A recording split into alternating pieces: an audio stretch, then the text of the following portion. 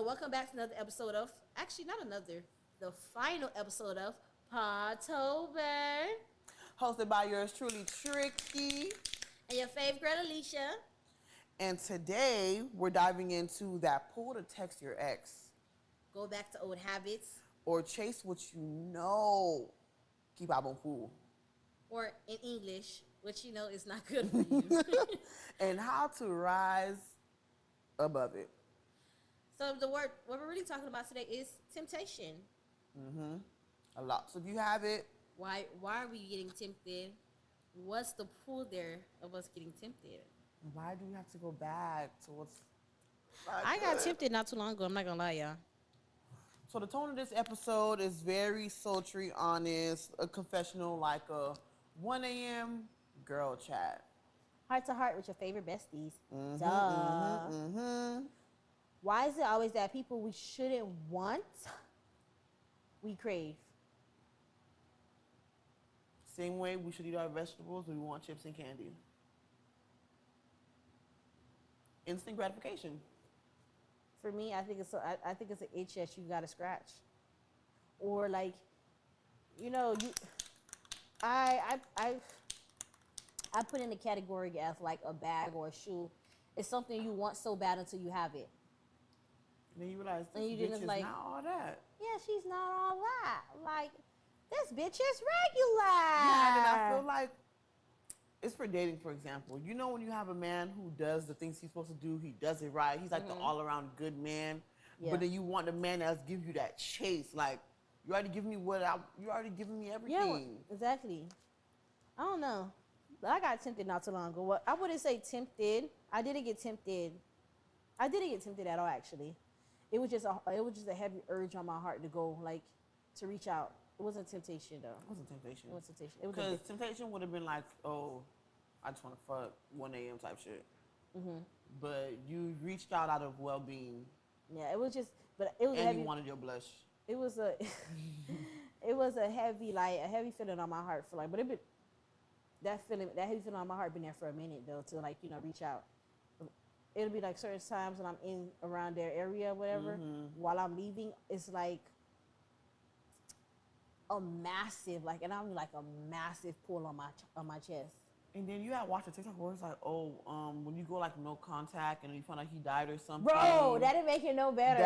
I think that was the breaking point. I was like, no, thank you. Like, And then we made a bet, which I won. no, the bet was if I reach out to, because I wasn't gonna reach out even after the TikTok. I was like, I want to, but my pride and ego was just, I was like, I'm not. So we made a bet. Well, we was at Sephora, and she was like, oh, if you send a message, oh, I'm gonna get you the Patrick Tosh Left Y'all Red blush. And she been fiending for that blush. Like a junkie after drugs. So if you send that message, you get your blush. Send a message and look now. I got my blush.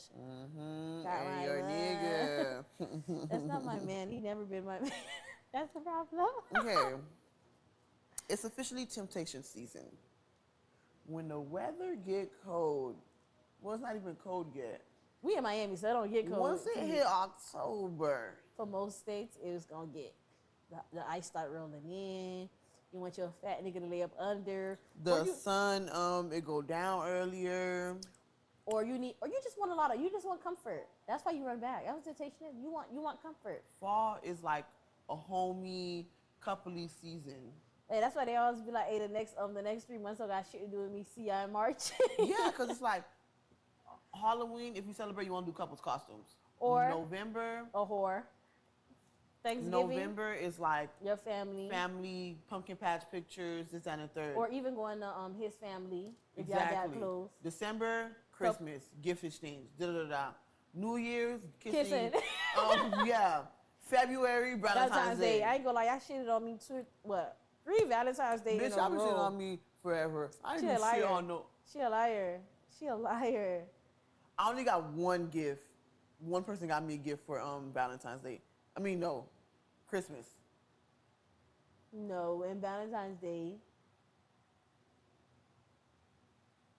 Now bitches got convenient amnesia. I should slap her ass. Oh, yeah.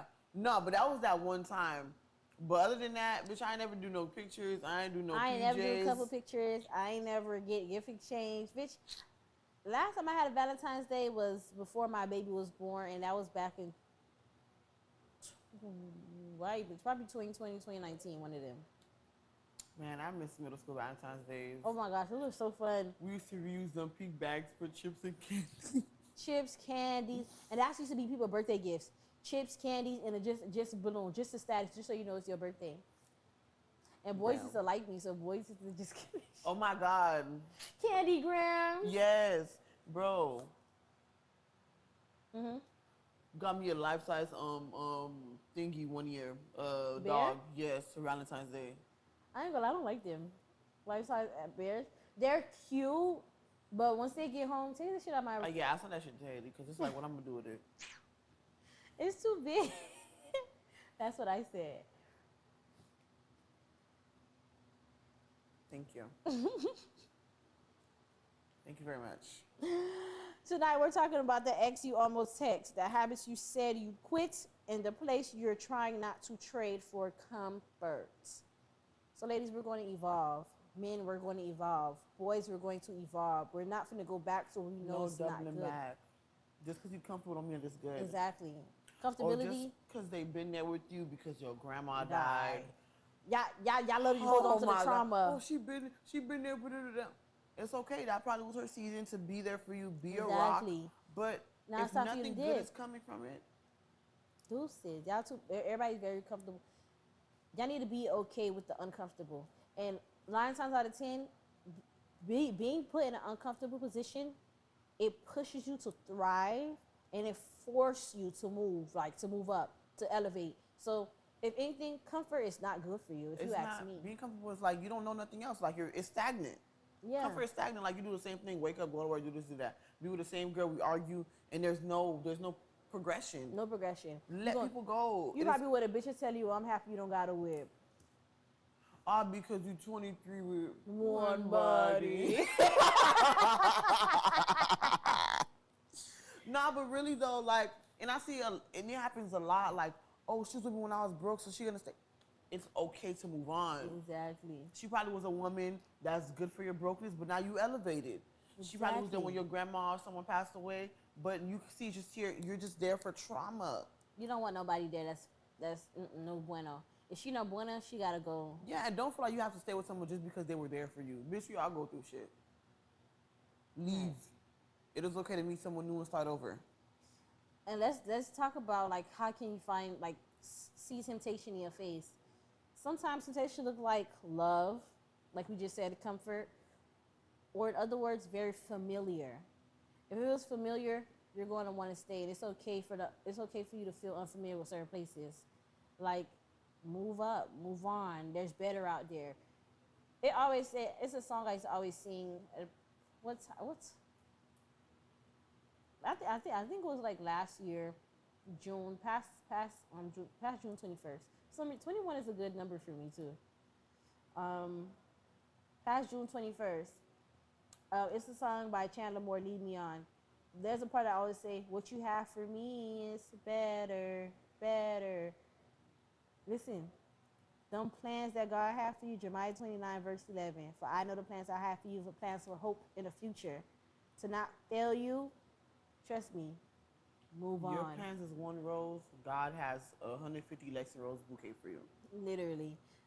Maybe even 1 million. Like, it's okay to move on. Pray about it. Talk to God about it. Journal about it. Cry about it. But it's okay to move on. Yeah, like you don't have to text that same. You know what the coochie feel like already. You know how he gonna dog you. He's gonna make you cry. You're gonna lay in his arms. He's gonna buy you a stupid apology gift or tell you you're sorry. And you're do gonna it have again. Make up sex, and it's the same thing over and over and over and over and over and over and over and over. Do something else. So let's talk about the urge that you guys have. Like, we're gonna be focusing on understanding why we crave what's bad for us. I've never really had the urge to stay text ex ever again. Facts. Like, I haven't. I think the closure, I don't need it. The texting, I don't need it. I understand the let's closure do it one sometimes. more time before I don't need to.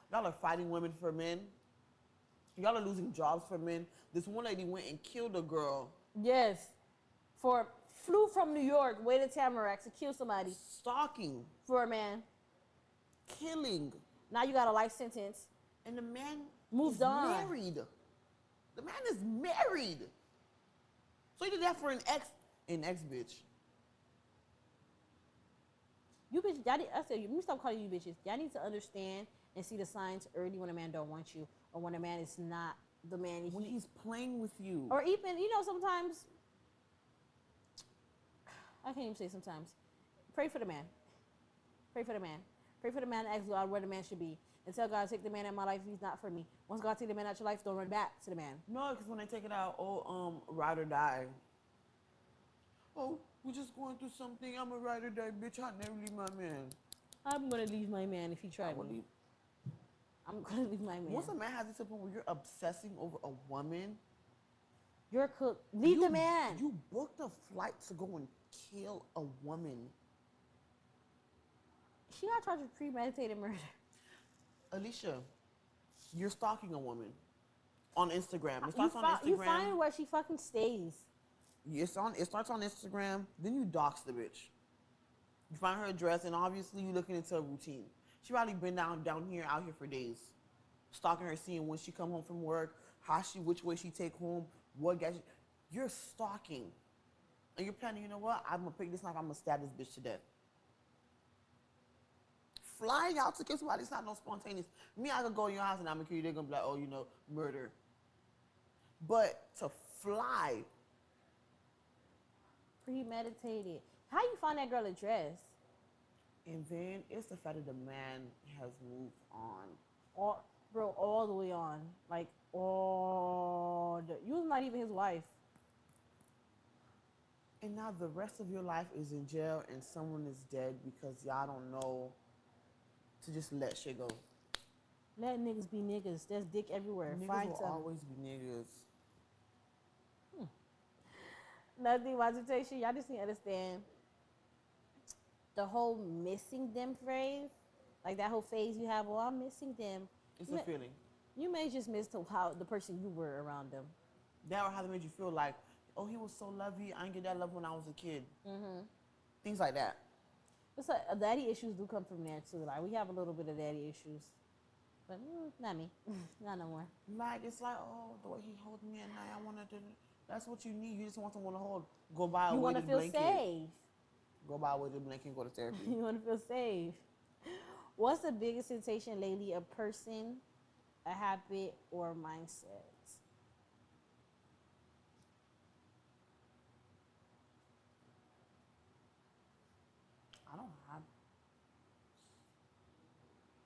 I don't think I have one. What's your biggest temptation? I don't know what's nothing is really tempting me. I don't really get tempted. Like, I don't get tempted. I don't go back to old life. If I see something and I want it and I have the money for it, I'm gonna buy it there. But it's not really like a tempt. I feel like a temptation with buying something would be like, I got rent money, I got my car no money. Okay, I'm not playing like that. That's like the temptation because I'm not playing like that. I feel like temptation is when you take a risk for something. Like you have to risk something. Like if it's going back to old nigga, you're risking your peace of mind, your health, vaginal, whatever. Mm-hmm. You're risking that to go be with this person. To buy something like, oh, I'm risking rent money or car money or grocery money for me to buy this thing. I don't have that. Like, and no, nothing is all that. I don't get me. I don't know. Have you ever gone back to something toxic because it felt familiar? No. I have. When I wouldn't say I went back, but when the whole thing happened with Philly Goat and the other one, not to that point where like she was outside the house, not that point. Before that. When I saw the messages and then I went to go get my get back. And then I was like, okay, and then after I got my get back, I was like, okay, we good now. Like, we even. That's when I was like, okay, that's when I thought that we even. Like, okay, we can get back to regular. Like, you cut her off, I cut him off. Like, we even. That was Me no. With what's his face? I just stayed there and I made you feel how I felt.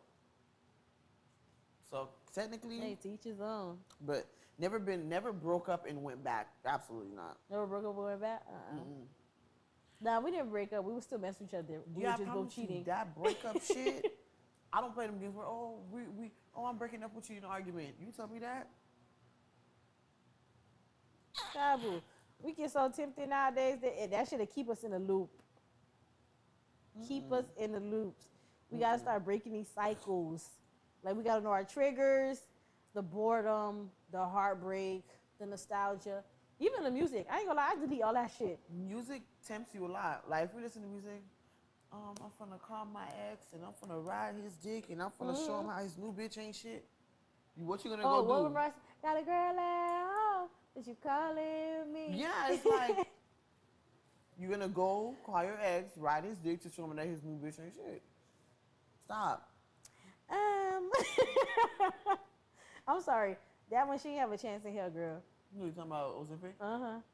That cocoon sweat, bro. She didn't have a chance in hell. Bro.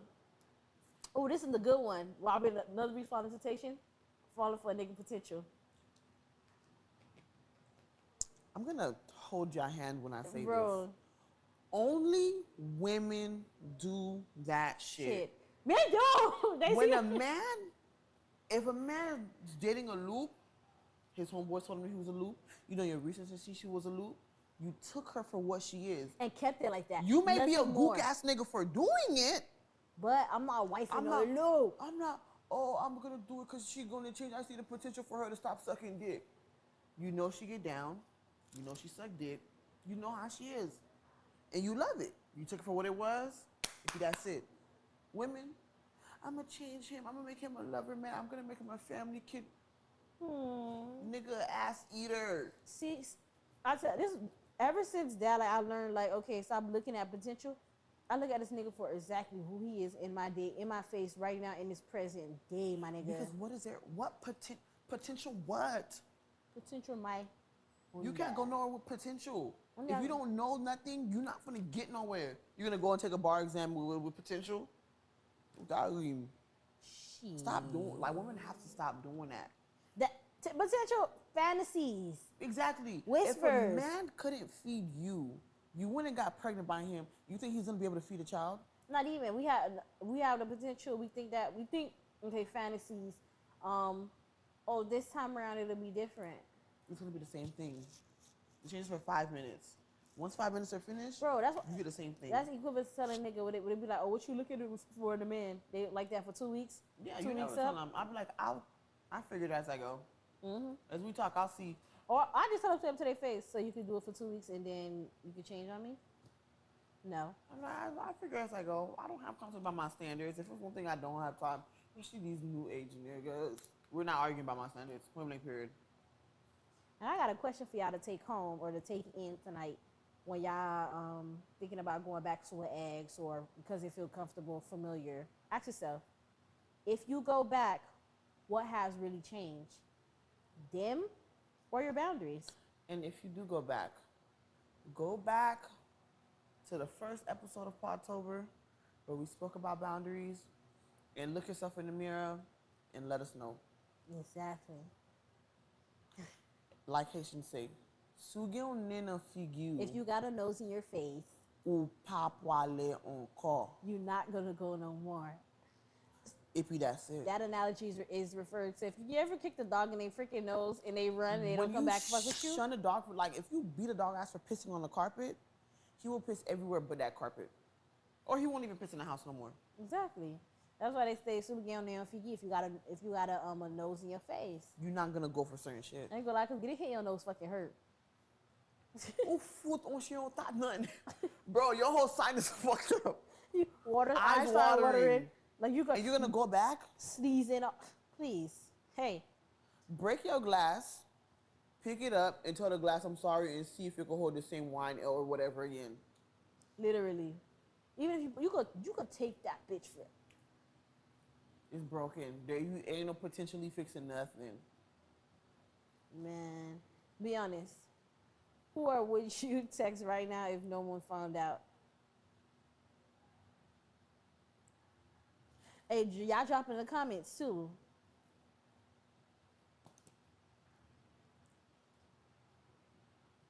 You already had that opportunity. I don't know why you blew that one. Poor Gunna. Well, But he had a girlfriend. you look like his girlfriend, like his type. You just darker. She's lighter. That's it. I hate that for him. Who? Gunna? No, I'm saying, The Brianna girl. no, I know, but who would you text? Oh. Or no, I know who you would text, but I don't know what type of texting, so I don't even need to know. What are you talking about? Thank you. Before I look over your phone. No, Let me because see when that Bowling, pussy. you wanted to be nosy. I said, you keep reading, you're going to find something you don't want to see. I'm already immune to it now. I'm talking about, so let me see that pussy.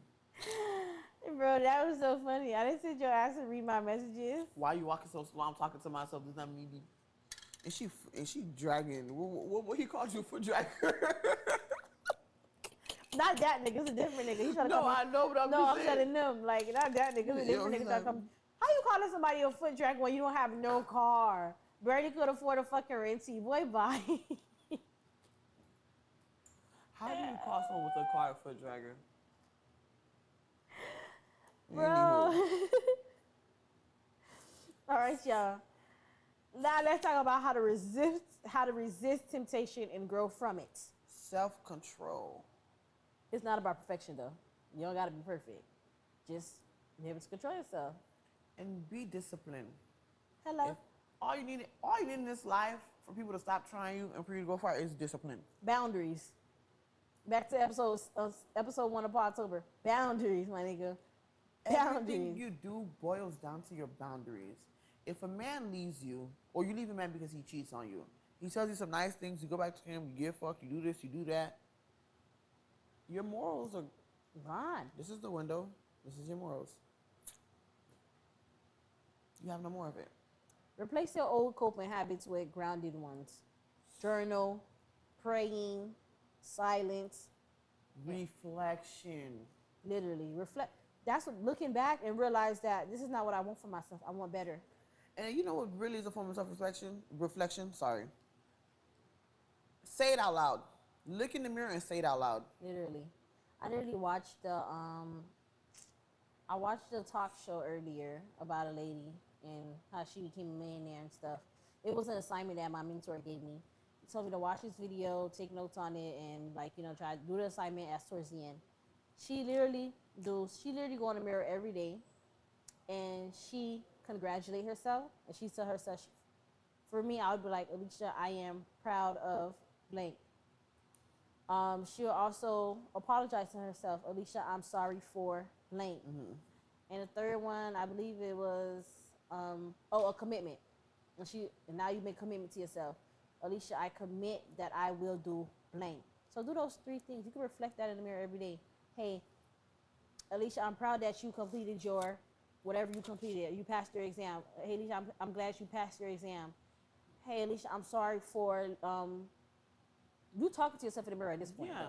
It's like, hey, Sally, I'm proud that you walked away from an abusive relationship. Exactly. And then you commit to yourself at the end. Hey, I commit to be a better person. Hey, I commit to do this. Hey, I commit, even as simple as committing to cleaning your room. Yeah, and I'm like, Alicia, I'm sorry that I let this go on for how long it went on for. Exactly. So the three things is, you congratulate yourself, you forgive yourself, and you commit something to yourself. Those are the 3 steps. Just go in the mirror. That's how you reflect. And then you can grow. You can move on. I'm going to give y'all the biggest tip. My mentor, he's a millionaire, right? The biggest tip for a millionaire is pick up a fucking book. Read a damn book. A self-improvement book, not just any book. You pick up a self-improvement, because every millionaire want to get improved. Like, when they want to improve themselves. In order for you to make millions, you have to know how to sit back and listen and absorb information. You don't know everything. The people that you see are rich is because they sit back, they listen to whatever advice, they read. There's always more to learn. Learning is beyond a classroom. They always say, me and my mentor call me damn near every day. I'm literally going to see him tomorrow, and he's going to bug me, and we're going to sit down, and he's going to ask me about what I did and what I want to do. He asks me that all the time. He literally told me straight up, Alicia, he's like, when the last time you read a book? I said, maybe high school. He said, have you ever fully read a chapter book? I said, yeah, maybe once or twice. And he said, that's why the middle class don't have as much money as they want to have, is because we don't want to pick up a book. Our ignorance, Bliss. Is literally, our ignorant, millionaires are rich simply off the ignorance of the middle class. That's simply why people are rich. Simply off the ignorance of the middle class. We're too wealthy enough so the government don't want to help us, but we're too broke enough that the millionaires don't want to help us. So we're in the middle. Off of us. Always. We're in the middle. And so it could even be small stuff like making music. Literally. You have to know what the fuck you're talking about. Last night she played something for me that said, "Oh, I count my chicken, or I eat my chicken like a Rasta." Oh. I count my chicken or eat my chicken like a Rasta. Bro. Rastas are vegans. You don't eat no blood clot meat. And it's just little things like that where you just sit back and realize that we really do not pick up a book beyond a classroom. Like, even if you don't pick up a book, there's audio books, there's podcasts you can listen to. There's news. There's a lot of things. A lot of the rich is rich because they became, they stopped being a student. Point blank period. My mentor told me this. He said, you can never stop being a student. He told me out his own mouth. He said the way he became a millionaire is because he had a younger friend. And like the friend is not 1 or 2 years younger than him. His friend was literally 5 to 10 years younger than him, and was educating him, and he's older than his friend. You see the age gap there? It's like little brother teaching Uncle. big brother. When you grow up and you want to be a millionaire, you want to forever be teachable. You don't want to be unteachable. I know everything. I don't need no help. Yeah. And that whole mindset of, I don't need nobody. People need people. Point blank period. That's how your relationship works. That's how financial relationships, business relationships. Everybody needs somebody, bro. If your bank freeze right now, you need somebody. You gotta call somebody for a freeze. If you want more money, you need someone to help you do this. You need someone to help you do that. Like exactly. The thing about, especially with black people, we feel like, oh, I don't need y'all. Fuck everybody. I can do bad all by myself. I mean, granted, you can't do bad all by your damn self. You can't. I don't fault you because I say all the time, I could do bad by my damn. Because I ain't sitting with no nigga that's different. I can do bad by my damn self. I get that sometimes. But sometimes you do need some help. Don't be thinking like your shit. Don't walk around like your shit don't stink, like you unteachable. Like, my mentor told me, he was like, you unemployable. I said, yep. But he didn't say it in the term of like being bad. He was just like, you're in a state of mind where you cannot be employed because you're not going to sit there and let somebody rule you for $10, $15 an hour because you see yourself more than that. So I'm going to help you get there. And my only tip for mentors is, and I've been on a search for a mentor for a minute. I didn't think I would ever find one so quick, or I thought it was going to be somebody I knew personally. No, complete stranger.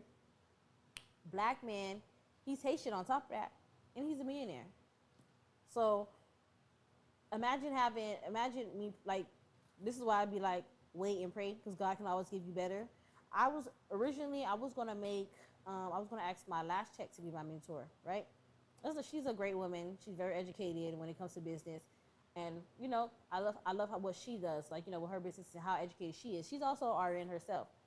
But I've been praying that I was like, okay, God, I want a mentor. I want somebody to mentor me. Like, I want to be able to learn more in this world. I'm not unteachable. Like, I want to be able to learn stuff. I want to be a student. Like, I want I want to be a mentor by somebody in a position that I want to someday be or be better than. Mm-hmm. I never thought in a million years that a millionaire would be my freaking mentor. Never, ever thought that. That's where you want to be. So, technically, I don't want to be a millionaire. I don't really care about the phrase being rich. I want to be stable. And I want to be stable to be able to never have to open my bank account for real. That's what I want to be. I don't really want to be a millionaire because what am I going to do with $1 million for? Like a bunch of millions, just buy houses, cars. I mean, you have children. I have a child. Anywho, I do have children, but But I don't want millions. Like I want to be wealthy enough to where I can pay my bills on time and pay them forth and be What did set. you just say? Your plan versus God's plan? Is better. Exactly. But yeah, like I was saying, I didn't think that my mentor would have been a millionaire. So for me, praying like saying, "Oh, I want a mentor," like I was just thinking of the surface level. Like I want somebody at this level. Like they big enough for me. Like I'm thinking like, okay, maybe 6 figures a year. Like that's good for me. Like I can survive. Like, I can pay my bills on time. I can move out my house. I can do everything I want to do with just 6 figures a year. God said no. We're gonna push further. Boom, $1 million man sitting in front of me. I have his phone number. We talk on the phone almost every day. He texts me every day. He sends me assignments like we're freaking, like he's a freaking professor. And it's not even assignments where it's like, I want you to do this math equation. No, it's read this book, tell me what you think of it. Listen to this podcast or this audio, take some notes down. And all of them are about like things he can want me to improve on. Like he just sent me a 2-hour video on procrastination. I don't know when I'm gonna have time to open that because I didn't even open the link. You're procrastinating. I didn't even open that link. You're procrastinating. I'm like, I'd be like Mr. Balot. No, he'd be like, stop calling me Mr. Balot. You made me feel old. I said, okay, James. Okay, James. So that's just gonna say temptation when you wanna move on, or you feel like, you want to be comfortable, you want to stay in a familiar place, or you feel like that's not a person like, I can't do better than that. God's plan, 30 times better than yours. Remember, whenever you feel like you can't do better than where you are, than the position you are now, I always say these 2 verses, Jeremiah 29 verse 11 and Isaiah 60 verse 22. I told y'all Jeremiah 29:11 earlier, so y'all should remember it. And I told you Isaiah verse 60. Yeah, no, chapter 60 verse 22. When the time is right, I, the Lord, will make it happen for you. That's Isaiah. But now we're still on the topic of how to resist and grow from it, right? Healing means craving a peace more than the chaos that you were in or that you are currently in. For sure. What do you call it? Things that like, how can I say it? We grew up with like old school, those old ladies who had this Z way of living where it's just work, bill, paycheck to paycheck. Yeah, like there's no liberty, there's no this and there and that. And my mom, she's used to a certain way of life, and I'm not there yet. And we done went through some shit, and it's just like I don't want to be that. And I know if I stay where I'm at and I don't try to forgive her or let it go or talk about it or have someone pick out my brain and go into therapy and speak about these things, I'm going to become her. Because sometimes we don't see, but we become our parents. And speaking of therapy, it's okay to go to therapy about certain situations, even if it's as little as a boy. Don't put it like heartbreak can kill someone. There's literally something called heartbreak syndrome, where your heart literally breaks. Getting your heart broken can literally kill you, or it can get you killed. Like that girl, she killed somebody off a broken heart attack, basically. But you can go to therapy. I've heard so much people like for us in the black community, we clown therapy.